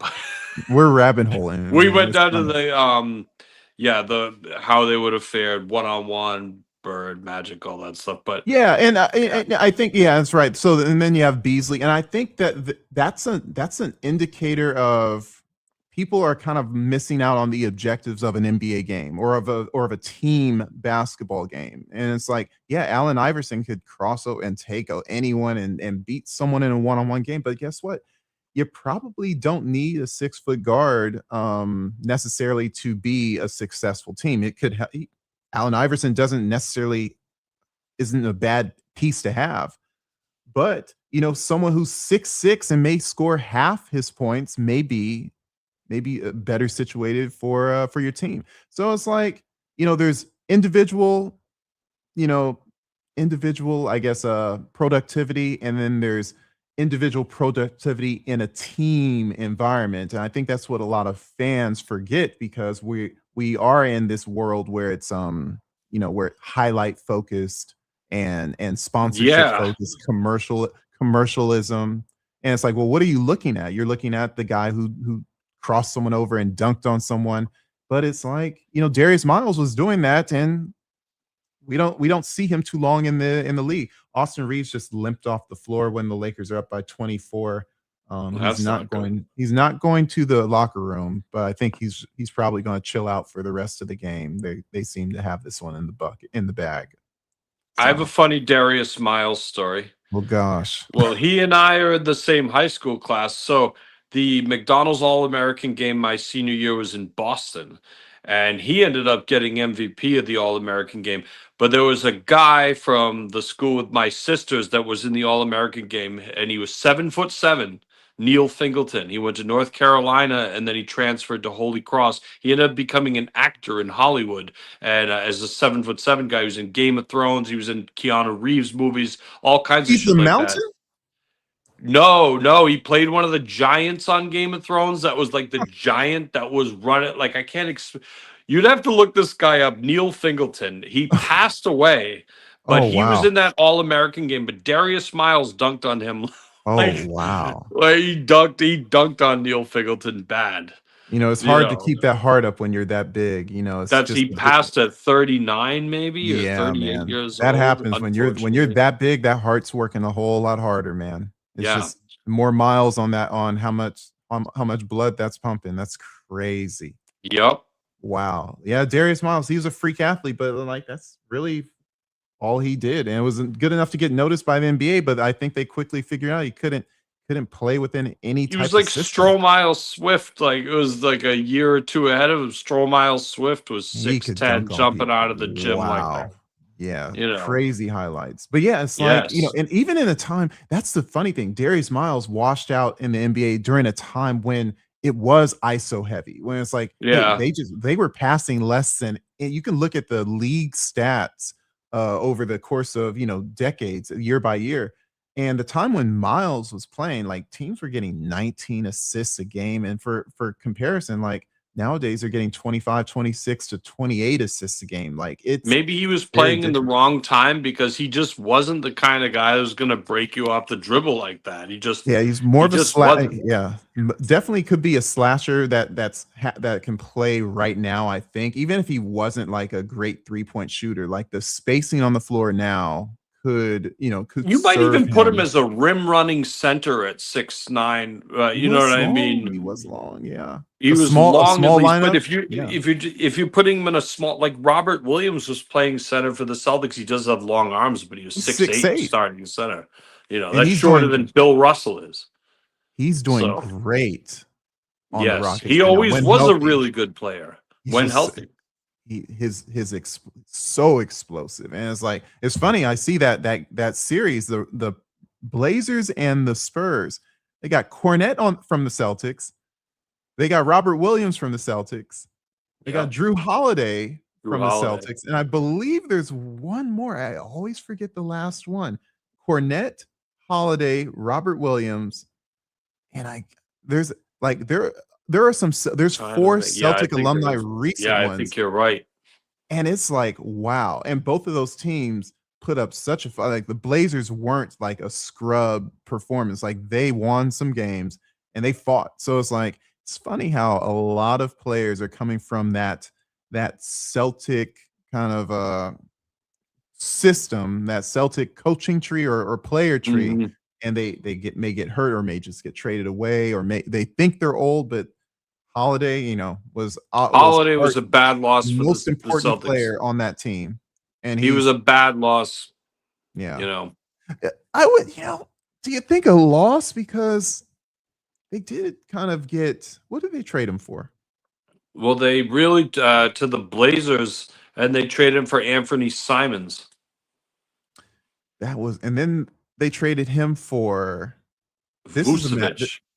yeah, this was a cap move. It They were was a about to cap move. they were going to get too expensive. But I will say this, I thought that Drew Holiday was showing had a little bit of of a laggardness of a lag in that last season with Boston. He I wasn't the agree. defensive like phenom that we were used to, and he was getting beat off the dribble. And he was he's kind of like kind of like Horford. It's like you kind of just stick him in the corner because there's a lot of athletes that are just getting by him or taking advantage of him. But maybe he was hurt because he's definitely not. He was definitely in the center of the action in this last series, and for the old guys in the room, I'm happy to see that. It makes me want to continue pushing the gym. And it's like if he can do it, he's 6 years younger than me, but if he can do it, I can do it too. It inspires me to yeah, exactly. Absolutely, absolutely. That's why it's But like I think I you love know seeing them. why Holiday was such a relief to Celtics fans was because we had spent all those years watching Marcus Smart take unnatural, confident shots. I thought Marcus Smart was one of the most unintelligent players when I watched him. It was unbelievable. And the fact was that Tatum and Brown got better when he left Mm, because it was like when the clock would be running down, who should have the ball, Brown or Tatum? Because whatever quarter it was, the right, clock is running. No, Marcus Smart's taking the shot. You didn't know? Oh, Marcus Smart's taking the crazy. shot. Exactly, because he had an unnatural confidence. He would never hit the shots. And some of his turnovers, he would try to make these one hand shovel passes all the time. He would make one or two every game and throw them into the stands. I mean, he was just not a consistent ball handler, not a great shooter. I'd never seen someone airball more shots that they took with more confidence and piss and vinegar in my life. But when Drew Holiday came there, it was a breath of fresh air to the way Marcus Smart was playing. And I can't say enough bad things about that. I'm telling you, his defensive player of the year thing was bull. I'm sorry, it was. And I'm a Celtics fan. I do think that Marcus Smart was yeah. There's He probably a played little bit of stupid. a I'm sorry. He yeah. did. I think that there was that time that Celtics that ramp up to the championship There were those indicators of the Celtics fall apart when it matters most, and it's like Yes. they're just like oh, and Marcus Smart was in the center of it, and they're just like deer in the headlights. They were so good in the regular season, and then you know I remember I guess it was like looking back, yeah, it was Marcus Smart in the middle of it. I thought Tatum had some issues like in the play, like kind of like these Harden-esque kind of outputs, but you're probably right. Maybe it was maybe it was Smart that was kind of the There was center a of it. mini power struggle going on that nobody Mhm. talks about. And it's the truth of it. It happened with Because Kyrie as Marcus well. Smart thought he was on their level like that. Right. You know, he But thought he was on the level with Jalen Brown and Tatum. was there a power struggle with Kyrie and those 2?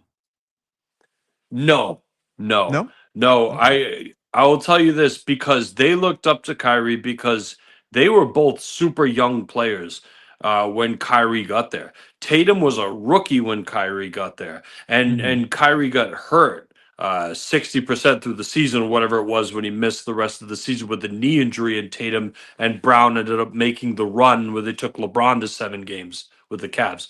But yet, no, there was no power struggle with Irving, I don't actually know what was wrong with Kyrie Irving at that time. Celtics fans don't dislike him because he lied to them. That's not why Celtics fans dislike him. That's not why. When he said, I will resign with you, and he didn't, that's not why we don't like him. We don't like him because of how he performed in that Bucks series. I said this before. The 2019 Bucks series is what true Celtics fans hold against him, because you're not a Celtic if you show up in a series and you don't give your all in a series, and you take horrific shots like you'd rather be anywhere else. That's what people hold against him. Anything else would have been forgiven, but not trying in a playoff series, which he blatantly didn't, which is why I cannot watch that and then blow smoke up his ass like other people can. I I can't do look it for I look because for I reasons to watched put that. him. I look for reasons to put him in the all-time greatness because look, I'm wearing his shoes. I've worn his shoes before. Like probably anyone who's watched this, all of my LA guys here, they like his game. Like he is like he He's plays like fun. NBA Street. Like you Yeah, he's like that's fun. straight up a video game set of moves. Guard scores at multiple levels, but he's not available when it matters. And that's really what it boils down to. If you just show up.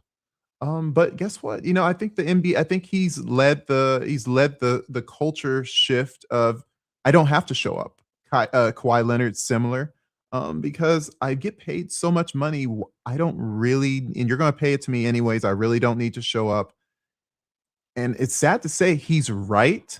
And for that reason, there's going to be a lot of players that played a long time ago that played a lot of games, Elvin Hayes, the Dan Issels, the guys that you think the Bob Pettits, the guys that you think there's no way this person is all-time great, but they were present and their 25 points a game is better than Kyrie's 25 points a game because Kyrie did it in 40 games and Yeah, Elvin Hayes did it in 82. And you yeah. don't want to go that far back. You can go to the 80s, you can go to the 90s, but those games, the modern player will have a disadvantage in an objective, in an honest ranking system because these modern players aren't showing up. But there's a plus and minus to that. And by the way, 50 seconds left. The Lakers are up by 22. Yeah. Lakers are definitely going to be going to the second round. We'll get to that and maybe we'll close on that. But Yeah. the modern player is not going to be able to compete with the productivity of the old player. And I feel like if you don't acknowledge the availability aspect, then what you're saying is that you don't that you're basically basing your judgment of players on what could be or what you would like to think, but not what actually happened. Because That what is what actually they do happened, now. yeah, what actually happened is that person played versus that person played. I don't like how what will happen for the Minnesota series if we just glaze over that kind of stuff. We'll forget that Anthony Edwards didn't even play in this series. It was the others that carried it. It was Gobert guarding Jokic, Dosumu getting 40, Jaden McDaniels getting 32. But let's just say Edwards comes back and does Anthony Edwards things and maybe gets to the finals. They're just going to wash over all of that. But I wouldn't do Yeah. that in my system. So it's like we have to really think about how we judge these players and not just give credit to the guy who has the Sprite deal or the Nike deal. Um, I don't think I'm too wrong on that. No, I don't think so at all. But it's just guys that are marketable, guys that do the fun things. Like this guy on TikTok says, he goes, Kyrie does the fun things. So Kyrie does the fun things. That's really Those it. fun things. That's it.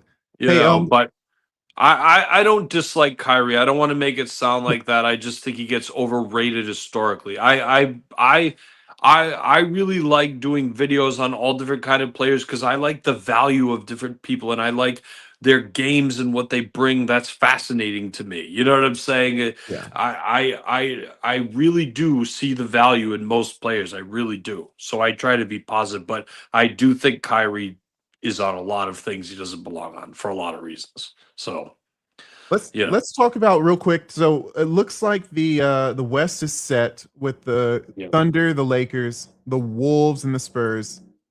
I'd like to get your feedback on what you think about both of those series and who's going to be ending up in the Western Conference Finals, and maybe we'll have another conversation on the precipice of that next round. What are your I think thoughts? it's going to be San Antonio and Oklahoma City.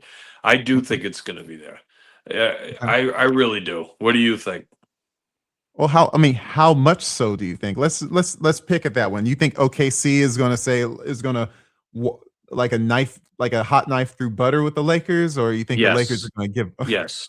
Listen, this is what I say to you. I said this earlier in the podcast. It's like I am not doo-dooing on LeBron, but this doesn't move me in the GOAT conversation because Right, they beat the Rockets. This Rockets team look like this is this is the team that's going to decide who the GOAT is? Are you kidding me? Please. right. Okay. Yes, it's going to be probably a sweep. I'm going to be honest, especially if Luca does not play. And I'm sure you're an athlete. You've done hamstrings. I've done hamstrings. They don't It's a heal. while. Yeah. They don't heal. He's not, even if he plays, he's not. If Luca's not fast enough to keep up with these guys, and he's not at 100%, it's not happening. They're gonna get swept, whether he plays or not. They're gonna get swept. It might go 5 games, but how do they win? How do they match up with Oklahoma? How do they? Like I don't see it happening. Do you? They don't.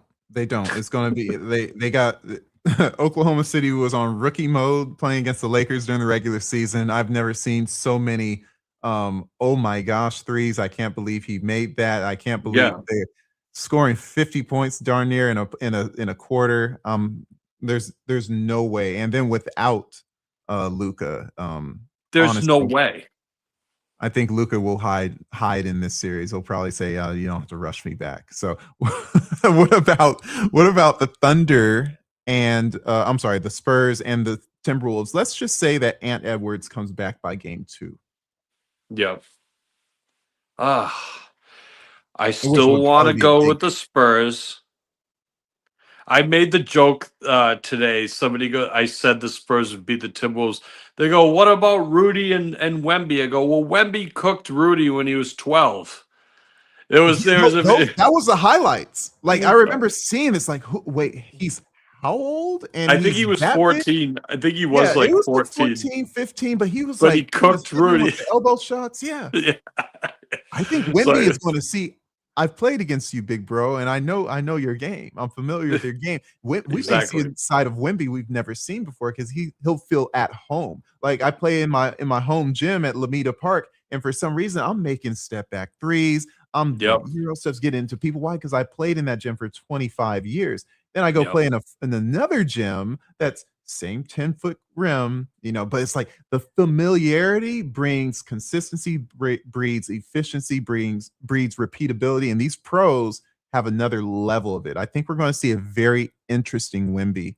And I Yes. wouldn't be surprised if the Spurs probably win this one in probably How 5 games. many minutes? I don't know this off the top of my head. I know he averaged, I think it was 28 or 29 minutes a game.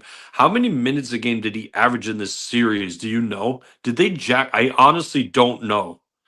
I wouldn't be surprised if they were cautious, especially because he The did have that concussion. concussion. So Yeah. that would probably, let's see, I'm looking at 20 last 5 games, 26, 33, 12, 34, 34. And I think they had a 6 game series, but that kind of Yeah. it's playing a little bit more than the regular season. 34 to me is where they max him out at. That's You right. know, That's right. they really do. They really don't let They him do play not above play 34 him. minutes. But Yeah. that's why I'm saying like that's a little bit more. You see all these other players, all these other stars, they're playing 40 minutes. Like this year in particular, like no one on the bench is playing. One guy It's the maybe. playoffs. It's It's the crazy. playoffs. It's so funny. They fired Tom Thibodeau for that very same thing, and now everyone's taking the Thibodeau formula. Go figure. Would I guess you think that's what you get for load managing. Now you can play the whole game, every game for the playoffs. There you exactly? go. Wilt used to do it Interesting. without load management. No, but Wemby though, do you think they would if they go up against Oklahoma? Do you think they consider playing him in 42 minutes in a game if they really need it? Like Would I they? think they're gonna have to because Oklahoma City, in my opinion, is the perfect team. They shoot two. They don't make mistakes. Like hand down, man down. Old Mark Jackson saying like they they pass the ball well, and when they need a bucket, here's the funny thing: SGA, their point of attack guy, he doesn't need to get to the rim to score. So therefore, it's like Wemby has to come out on that. And then it's like, okay, Wemby comes out, bam, bam, bam, swing. All of a sudden, Holmgren's cutting and Wemby's out of position. I just don't. I think that the NBA is going to sort of evolve away from the 3-point line, the stagnant 3-point shooter, and we're going to start seeing more players that can actually score in the mid range again. It'll take time, but SGA, in my opinion, is the future, who is technically just 30 years in the past. He's basically, the mid range guru like Paul Pierce or Kobe Bryant, Michael Jordan. Jaylen Brown's a good mid-range shooter. Jaylen Brown. I think they are the future, and I think that archetype will give Wemby problems because you're going to have him in kind of a no man's land where you're not challenging a long range three, but you're still a high accurate position, highly accurate shot where you're avoiding the center blocking shots near the rim. So you're kind of neutralizing the threat that Wemby is. That's what I'm thinking, and I think that we'll see if that plays out in the OKC series. You're talking about as a shot blocker or as a shot intimidator? I think, yeah, Like, it's a shot intimidator, shot blocker. I think the good thing about, again, that SGA archetype is that the shot blocker wants you to get near the rim. And it's like, yeah. I'm not coming there. I'm going to be 12 feet. I'm going to be 15 feet. And you're not going, you may disrupt me a little bit, but nowhere near as much as if you're waving the big arms at the 3-point line or you're trying to block a shot near the rim. We're 'Cause already seeing that. It's funny Yeah. you mentioned that. We're already seeing it because his shot blocks are actually down considerably. I think he's at 3.1. He might have been 3.8 last year and 3.6 his rookie year. I think the numbers were, but that He's doesn't gonna mean learn. he's less of a shot blocker. No. That means that he's making people think twice about even shooting on him in the first place. Yeah, That's or how the I type of shots they're taking, and the so type of shots avoiding they're him taking. Yeah. altogether. And in order to avoid him, I think you're gonna have to say, "Can I hit a mid-range shot away from the rim Exactly. and not Mhm. try to challenge a three-point shot?" So we'll see. We'll see. But on that note, I mean, we've been going for an hour 45 minutes. I think it's a good time to call it. The game's over, and while there's maybe more people joining us after the Laker game, that we don't want to be too greedy. So Tony, it was a great time talking hoops with Thank you. you. And Appreciate you. again, I appreciate Global Game Day for collaborating with the humble, highly regarded channel. And I'm hoping to grow big like you guys one day. Thank Appreciate you for you. I your time. mean, it's Global Game Day highlights. It's a bear, but it's awesome. So we appreciate your support. And yeah, you are a rising star in this content game. I can tell you, man. You got that pizzazz about you. So keep ripping. So Thank you so much. Thank you so much. All right, guys, for the people who joined the show, tune in next time. I'll make sure to keep you guys posted. Global Game Day highlights will be sure to keep you guys posted on their end, and maybe we'll have another collaboration in the near future. Take care now. you got it. Thanks, man.